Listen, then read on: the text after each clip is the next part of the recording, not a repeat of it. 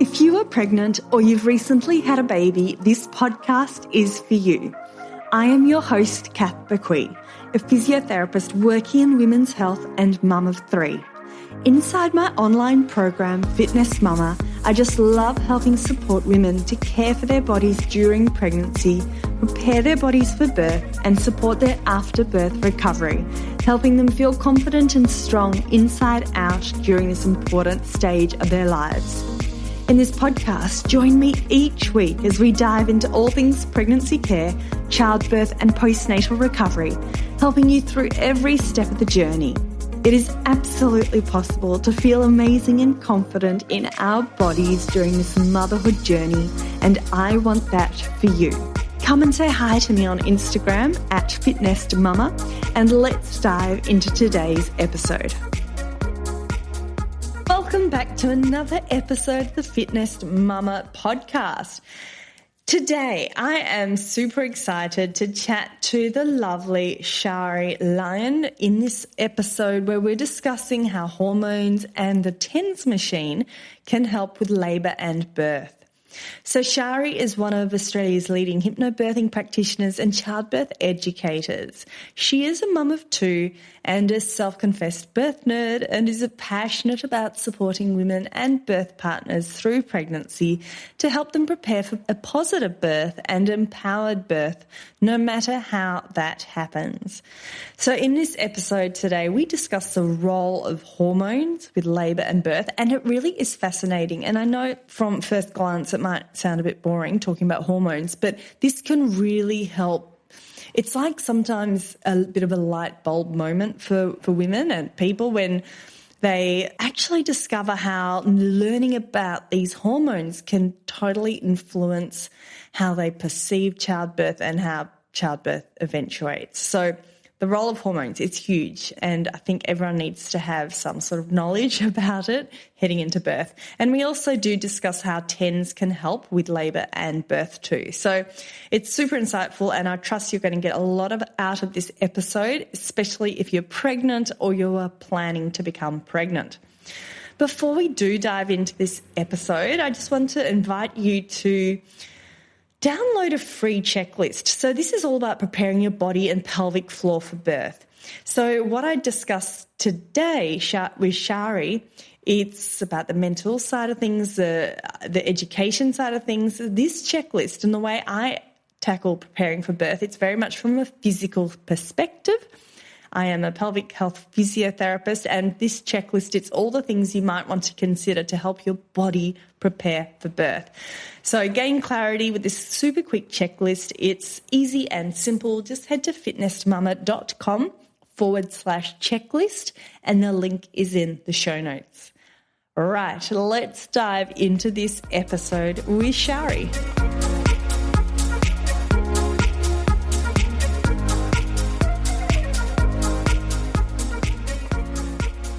Shari, thank you so much for joining me today on the Fitness Mama podcast. I'm super excited to chat to you about all things childbirth and the use of TENS and hormones and all those beautiful things. So thank you so much.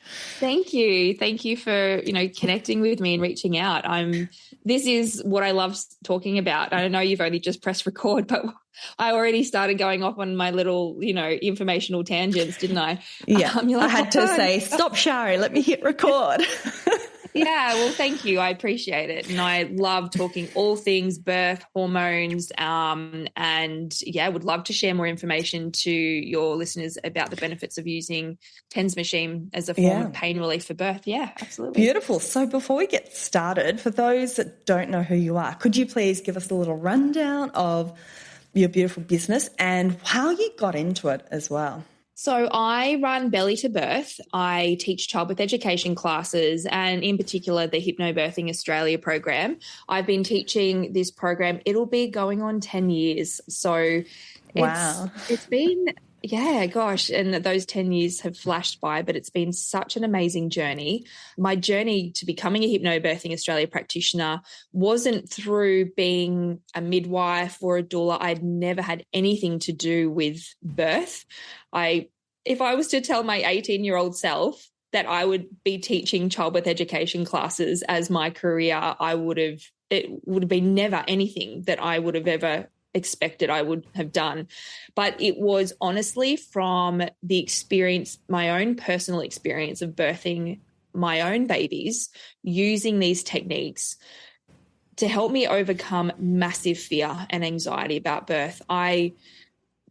At one stage in my early 20s, when I was with my husband, I said to him, I don't even know if I want children because I don't want to go through that pain or experience of childbirth because I'd never heard or seen anything positive about birth. I also truly believed I had a very low pain threshold. But then with that, I had a huge fear of needles. So for me, I was up in my head so much about the birth that I didn't want to go through the pain and I didn't want to have the needles. And so when I actually accidentally fell pregnant, we did not plan my first baby. It was very much unplanned. It was a beautiful blessing, and he's been the biggest gift and lesson and life-changing experience, like all babies are, in my life. But he came in at the exact time that he was meant to teach me the lessons that I needed to learn. And that pregnancy was such an awakening for me as a woman and what I'm capable of, and understanding, wanting to learn more about my body because no one had ever explained it to me. No one. I had no idea. When I sat in my first hypnobirthing class and my practitioner said, do you understand how your uterus is designed to work? I looked at her with this blank face and I'm like, I should know this. It's my body. I'm like, what is the uterus? Like, I know I have a uterus, but really, what is it? Like, I had no idea because we're not taught this as young children or girls. Oh, 100%. And this is something I think we need to know the basics from when we turn like 13, high school, when we start to get our periods, the basics of our anatomy, periods, pelvic floor, our pelvis. It's like an organ that just gets forgotten about, doesn't it? Yeah, and it's not shared. It was never shared by my mother, but that's because no one probably shared it with her. My mother birthed me via cesarean, so when it came to natural birth, she had no idea either. So it was never spoken about. I found that anything that was shared with me about pregnancy and birth was always negative. People always, it's amazing to kind of, when you become really conscious of it, how much we are conditioned in our Western culture as from children, we are conditioned to fear birth, from the movies that we watch, from how even people always will compare pain with childbirth. Oh, if you've gone through childbirth, you can get through anything. It's these little sayings that are conditioning us as women to have no faith in our body, to not understand the body. It's all fear-based. It's all fear-driven. And that was really what the Hypnobirthing Australia program did for me, is I finally actually had someone sharing knowledge and information with me that when you really take it in, you're like, this all makes sense. Like it wasn't anything that it's so hard to describe. It was such an awakening moment of going, oh, okay, so that's how my body works. All right, now I understand this. The fears are starting to subside because I get it. And I'm not flawed. I had been lucky enough to conceive this baby naturally, very easily, and my body was growing this beautiful baby. I had an amazing pregnancy. I know not all women do experience pregnancies like that. I had no morning sickness, no reflux, like nothing. And I had to question myself and go, am I actually pregnant?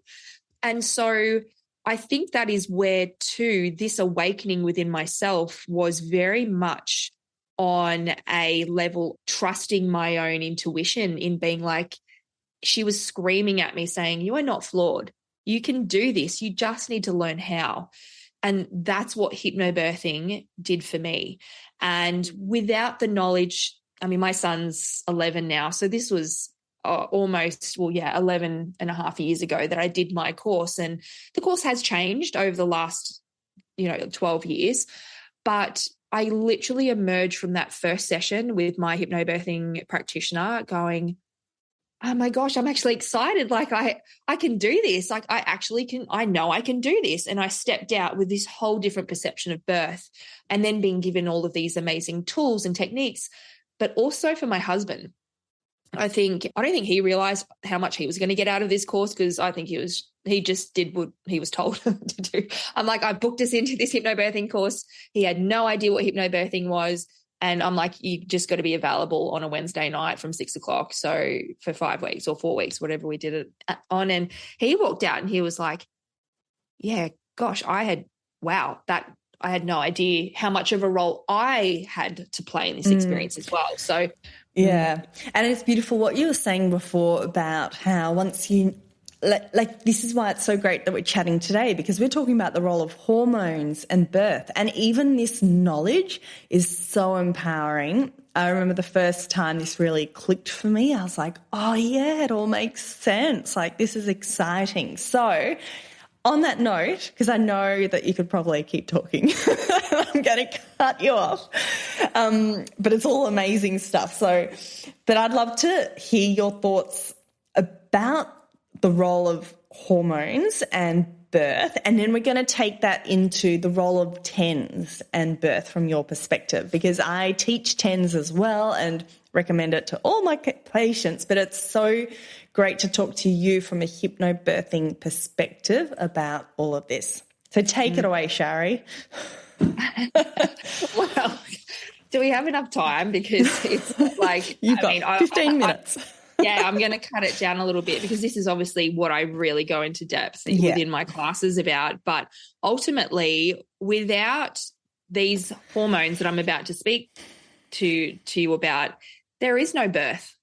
Like we've got to remember we're mammals, and we're talking from a place of mammalian birth. As mammals, all mammals on this planet, this is how we are designed and wired, is that through these hormones, it gets we're growing our baby. But when it comes to the birth, there's a lot of things that need to fall into place with these beautiful cocktail of hormones for labor to start and progress. So without the hormones, there is no labor. So like the main hormones of birth, like, and a lot of women, and you would know as a physio, as soon as a woman's pregnant, the woman is releasing these hormones like relaxin that helps just soften all of the ligaments and muscles and allows for the pelvis to have more mobility to accommodate the baby's descent into the pelvis.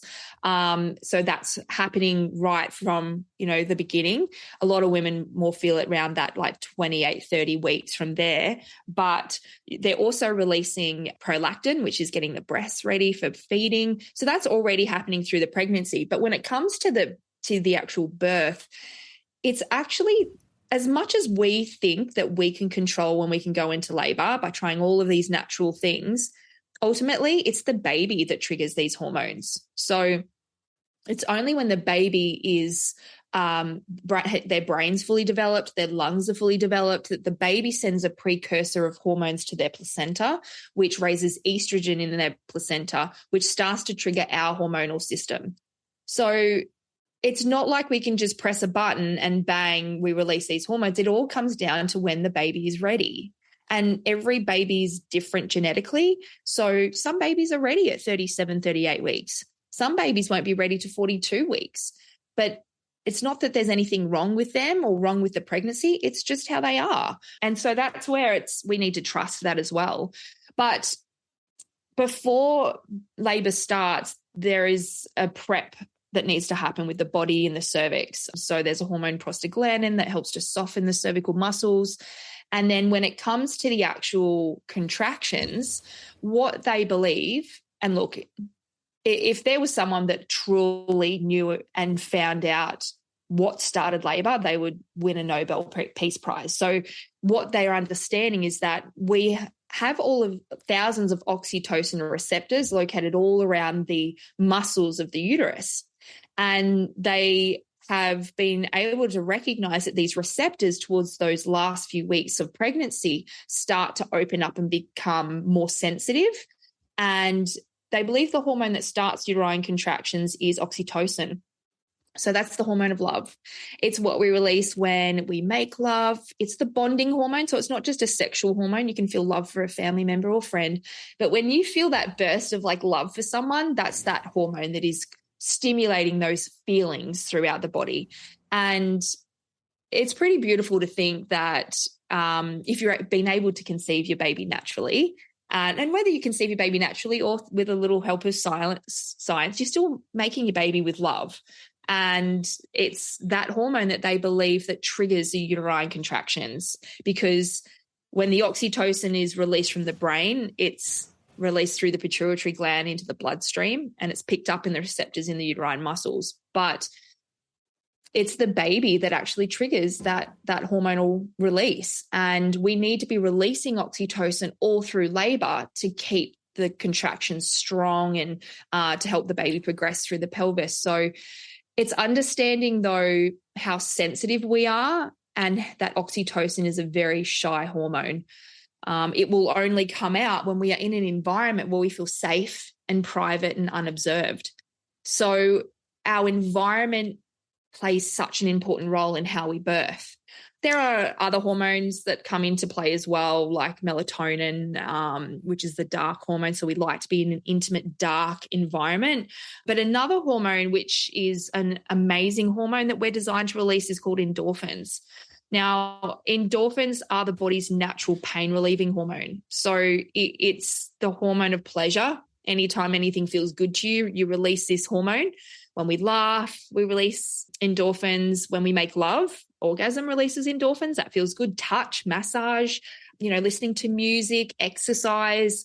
I don't think I release endorphins when I exercise, but apparently afterwards, don't you get the high? Yeah. I love it. Yeah.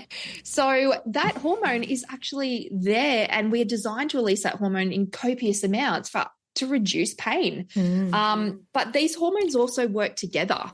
And like I said, I can go on about the days, and there's so much more, but absolutely.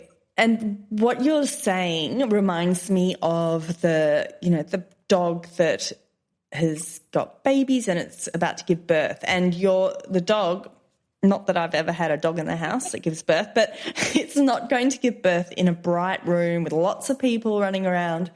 That dog or the cat that's about to give birth, it's going to find a quiet, dark corner or a cupboard, and give birth in that quiet environment where it feels safe. So I like to think about that. So if you're thinking about your birth environment, how can you make your little dark, quiet cupboard where you know that you're safe and you're not having to, like evolutionary, what would we have been running away from? Lions and... Well, exactly. And we've got to understand that as mammals that we still have that instinctual fight or flight response, but we don't have lions and tigers. We don't have those environmental threats physically to us that want to eat our babies anymore. But we've got to understand that as mammals, we can still perceive a threat and our body will act in the exact same way. So that threat could be, look, and I'm just talking from a place of understanding our medical system, in being like, they've put a timeline on you in saying, if you don't have your baby by 41 weeks, we're going to be inducing you. Because if we don't induce you, then your risk of stillbirth rises. And I hate saying that, but this is the information that women are getting. And how do you think that's making them feel? Threatened, fearful. And if we're in a state of fear, anxiety, stress, or worry, that stressor hormone is going to come in to protect us, and we will instinctively go into the fight, flight, freeze, or appease or fawn, it's called, response. Now, this is where if we're releasing that stressor hormone, instinctually our body's going to go, this is not a safe time for us to birth. So therefore labour won't start. Labour can stall if it has started, if we do feel threatened. And we've got to be really careful and understand this. And this is exactly just as I'd go into so much depth with this, because and this is a huge topic that I don't necessarily want to get onto this podcast, but can I be a devil's advocate and just ask you a question that's always at the back of my mind? Yeah. So let's say we know the stats about stillbirth and, all the, I guess, inverted commas, bad things that can happen once your baby gets over a certain stage. How do you marry that up with this concept of staying relaxed? Like do you know what I mean? Like what happens if you are approaching 42 weeks and that anxiety is creeping in and you've got your doctor saying something? Like how do we deal with that? Well, and this is why it's important to understand how we're different to other mammals, right? So that mother cat is not thinking about the stillbirth rate. That mother cat or dog is not, we actually wouldn't even put a timeline on her. Do you know what I mean? So we as humans, how we're different to mammals, we still have those same instincts as all other mammals on the planet. But what makes us different is that we have this huge prefrontal cortex called the neocortex. We have the largest neocortex of all mammals, and it allows us to have cognitive thinking. And so this is kind of where that neocortex has done great things for us in our evolution. But in some ways we know too much. And therefore we as humans are also creatures of certainty. We like to be certain of an outcome. When we're not certain of an outcome, we will tend to always focus on the worst case scenario, everything that can go wrong. And when we are in that state up in that neocortex, and that's what causes anxiety and fear, is caused by the thoughts that we're having. So it is hard because we do want to know and understand the risks, because we as humans also want to try and control and mitigate risk as much as possible. And there are risks to natural birth. There are risks to induction. There are risks to cesarean.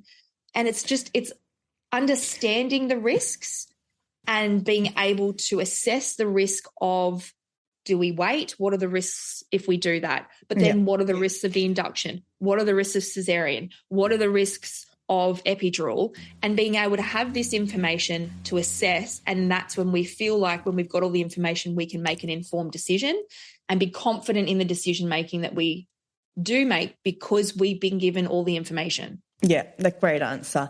And I think in addition to all that you just said is trust in your healthcare provider too, because if you've got that mutual trust, then you can know that they've got your best interests, like, you know, they're going to work within the time frame that's safe for you and Bubs and all the rest too. So, well, they're there to support you and to ensure that you are safe and your baby is safe.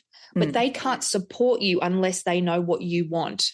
And when if you are approaching this birth going, well, you just tell me what to do, you're putting all the decision-making and responsibility on them. And that's a lot for another person to feel that responsibility. So they will also want to try and mitigate as much risk, because that's what their job is as medical professionals. So they will have to tell you what the risks are from what they know and their experiences. But when you are educated and you know and have good quality questions and you can have good quality conversations, that's when you can really trust, okay, the information that they're giving you, being able to assess the risks of what they're saying against potentially what you want and, you know, how you can help yourself. And then that's where you're going to make that decision together. Yeah, absolutely. And this is why having these conversations and discussions before you're in the thick of it, you know, before you're at 40, 41 weeks or you're in labour, is so important, because you can digest the information in a calm, measured manner versus being in the heat of the moment. Exactly. And that's where you can then, when you're doing some kind of like the education that, you know, we provide, then we can give you really good techniques to stay calm and bring focus and to reduce, you know, the chance of an intense or painful situation. And yeah, it's just empowering yourself really. And I think no one can empower you, only you can empower yourself. Okay, so I loved what you just said about, that question that I just threw at you. So thank you for answering that. Okay, let's go on to the role of TENS now and how that can impact everything you've just been talking about with hormones and the childbirth process. So let's take a step back. And I'll let you answer this. What is TENS?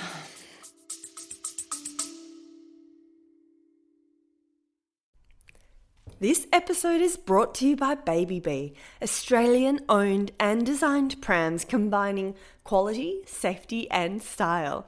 Not only does Baby Bee let you try their prams at home with free returns for 9 months, yes, that's 9 months, they also offer an industry-leading 3-year warranty for total peace of mind. With thousands of 5-star reviews, around-the-clock customer care, and up to $300 of free accessories with every pram, what are you waiting for? Go visit www.babybeonline.com and check them out for yourself. And yes, for listeners of the podcast, there is a 20% discount code. Enter FITBEE, FITBEE 20 at checkout, and T's and C's apply.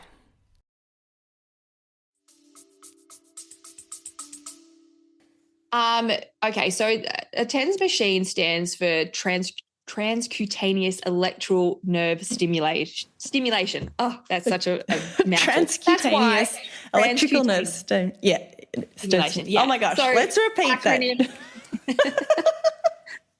Transcutaneous electrical nerve stimulation. Basically, what that means is that it is a small device that connects with wires to some electrode pads that is then placed around the back and the lower back. And what it does is it sends like impulses, electrical impulses into the muscles that stimulates the muscles. And you can control how intense you want that stimulation. There's a lot of, they're becoming way more like really popular. Like I've got 11 machines that I hire out just locally to my clients on the Gold Coast, and they are always booked out. So it's becoming more of even though it kind of looks medical because you've got this device, what it helps to do, what they believe it helps to do is helps you to stimulate those hormones of endorphins. And so when we can use it in early labor through to the active labor, you're bringing those endorphins in to help reduce the pain, hopefully, of the uterine contractions when labor starts. Oh, interesting. So you're thinking it helps with the hormone production, whereas I've always talked about them as a way of sort of masking pain, which I guess does help with hormone production, doesn't it? Let's say you bump your leg on the corner of a desk. It's going to really hurt, and our natural instinct is to rub our leg because we're providing us a different sensory input on that pain, and we're bombarding the pain. So instead of the brain perceiving pain, the brain is perceiving you rubbing your leg. So it's different sensory input. So, but yeah, you're absolutely right. So you're no longer, it's like you're confusing the brain. So instead of perceiving pain, you're feeling this electrical, it's like a buzzing. If you haven't used it, it's like a buzzing, pins and needly, tingling sensation. Yeah. I like to refer to it as a contraction distraction. So it's bringing a focus into a different sensation. So it is the same as what you're saying, but it can help you. Yeah, it can change your perception of pain as well. And what I understand too, and have read up about it, is it can also act upon, it's called the gate control theory. So like when you're using the TENS machine at a low intensity level, it's probably working through what they call the gate control therapy, which says that there's only a certain amount of stimuli that can get through to the brain. And when you have the sensation of a uterine contraction and then a whole nother sensation, it's like the brain's going to choose which one to, and so there's that distraction from that intense uterine contraction. That's kind of my understanding of it. And with the clients that hire the TENS machines from me, I would say 90% of them would say like it was an amazing pain relieving technique or tool. It's just another tool for them. It's not going to remove pain, but it's about where you bring your focus to. And I think it is important to highlight that is that researchers found the research is a bit, there's no firm solid research, but the thought is that it may be helpful and it may not be helpful. But as you said, Shari, it's a tool to your toolkit and it's low risk. It's not like taking medications. It doesn't have those systemic effects. It's very much local to that back and the external skin area. Exactly. And it won't affect your labor. So it won't slow the labor down like some medications can. So, you know, it's a really good option, and it's becoming a lot more popular now. and you can control the intensity. If you don't like it, then you can just take it off. So it's all controlled by you. Whereas once you have that epidural, or if you have that morphine or pethidine, once that's injected in the bloodstream, you can't get it back out until it wears off. So it's just a good option to consider. And they're quite affordable. You can hire them for like $75. So it's not expensive either. And there are specific labour and birth TENS machines that also have different modes and functions, which then the ones that I have are the L10s machines. They have a boost function. So when you're feeling that contraction starting, you can boost the sensation and it brings the buzzing muscular stimulation up to its intensity. And that's that shift of focus of, okay, I'm going to focus on that, rather than on the contraction or the surge itself. Yeah, and the other thing I love about the L10s is that it times your contractions at the same time as when you push that button. And I have distinct memory. I did use an obstetric TENS, but it was a different brand.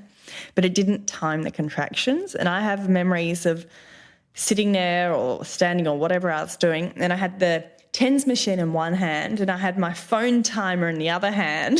And it was just, or the app, I was using an app, but it was just, both my hands were used. And I think I just love the fact that it's one thing and you can attach it to your belt or your clothes or something like that. So you can have your hands free. And it sounds really simple, but I actually remember thinking this is just annoying, holding two things. Yeah.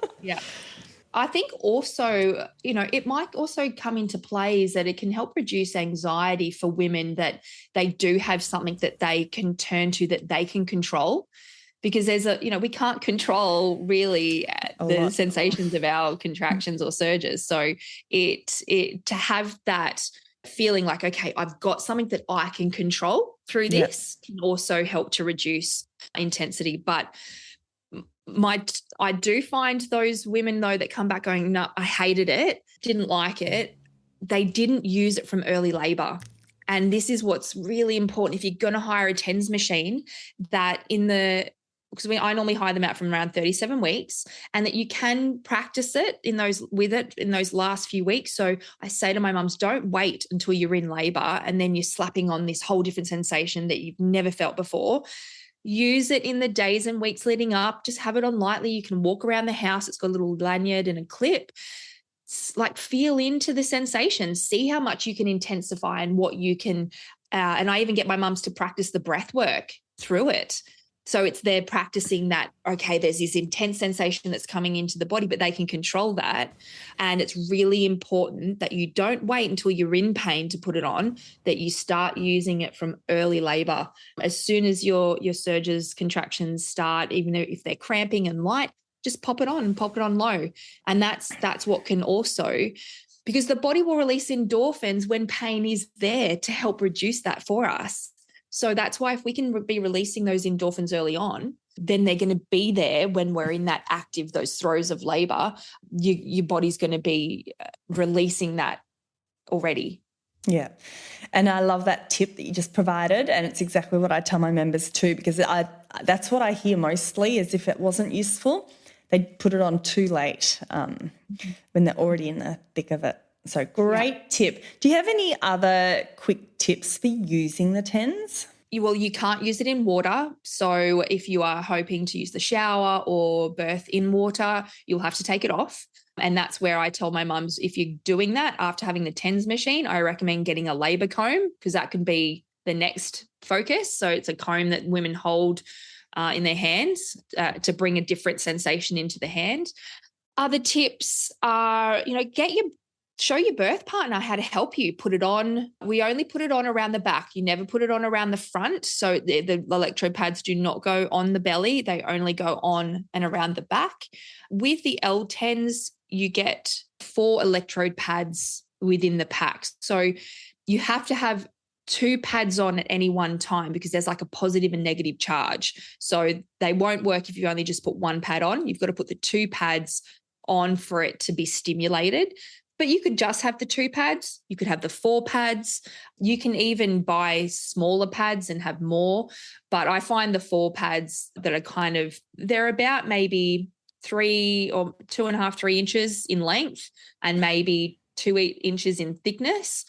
And you normally put them on between kind of the middle of the back down around, and you can pop them on acupressure points around the sacrum as well. So it's stimulating those points too. Yep, great tip.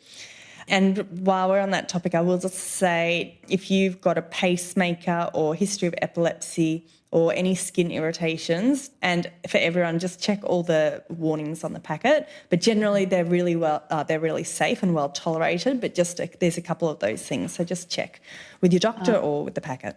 Yeah, and also please don't think that all TENS machines are the same, because there are TENS machines that are more for muscular contraction and release, which is more for like rehabilitation of injuries. Yep. So if your mum's got a TENS machine, it's not necessarily going to be the right TENS machine for labour and birth. So you don't want a TENS machine that's going to really stimulate contraction and release of the muscles. It's more of it's a gentle stimulation. It also brings blood flow as well to the area. So that also helps. Yeah, love it.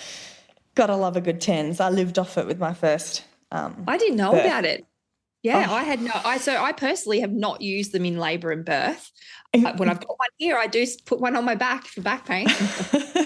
And what I remember is I think you can flick the boost button so it's on the whole time, which I think I did from like when I was pushing the transition, just because it's happening quite regularly and, it was a pain to hold it. So I just had it on hardcore the whole time for the last few minutes.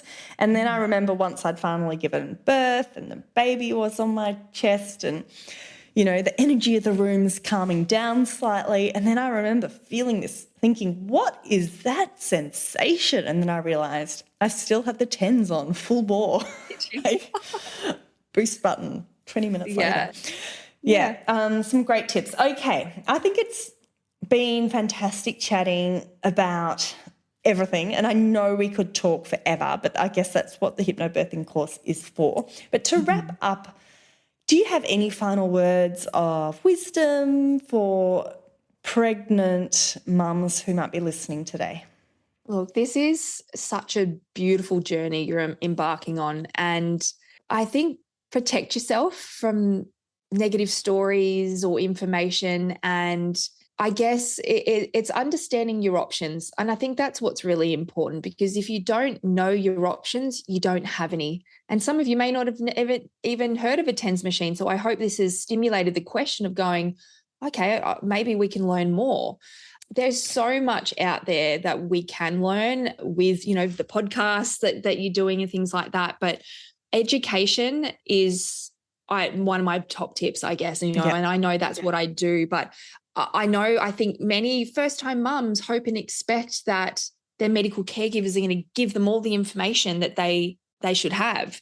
And they don't necessarily have the time to do that. So this is why connecting or doing some kind of independent childbirth education program will really help you understand all of your options, to stimulate questions, to go and have really good conversations with your caregivers and create a birth map.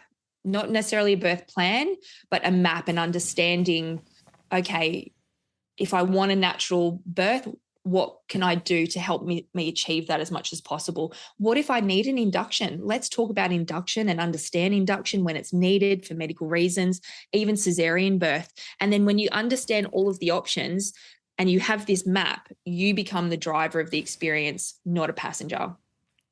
Yep. Couldn't have said it better myself. Love it. Absolutely. And on that note, just before I forget to mention it, there is another podcast episode on TENS if you'd like to learn more about that. And we've also got a podcast episode on hypnobirthing for a cesarean birth. So I'll link that in the show notes too. Amazing, Shari. To finish off with, let us know how we can find you if we want to learn more about you and your services that you provide. Yeah, thank you. So my website is bellytobirth.com.au, and it's belly the number 2 Hypnobirth.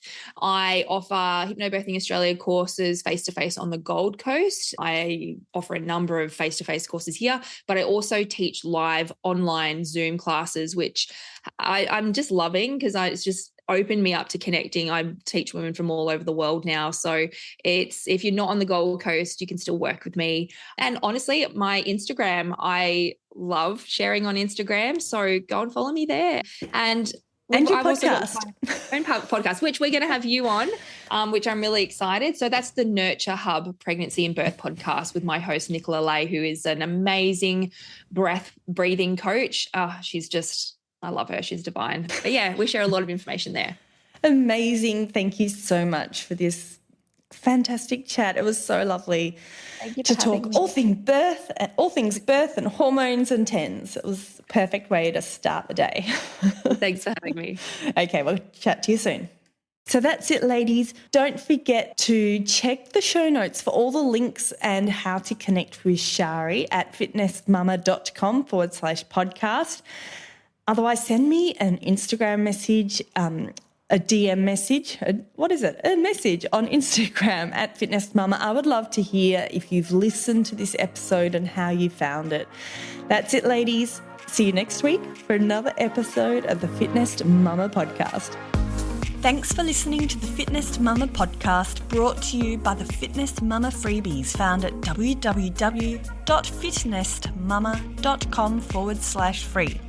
So please take a few seconds to leave a review, subscribe so you don't miss an episode, and be sure to take a screenshot of this podcast, upload it to your social media, and tag me at Fitness Mama so I can give you a shout out too. Until next time, remember, an active pregnancy, confident childbirth, and strong postnatal recovery is something that you deserve. Remember our disclaimer, materials and contents in this podcast are intended as general information only and shouldn't substitute any medical advice, diagnosis or treatment. I'll see you soon.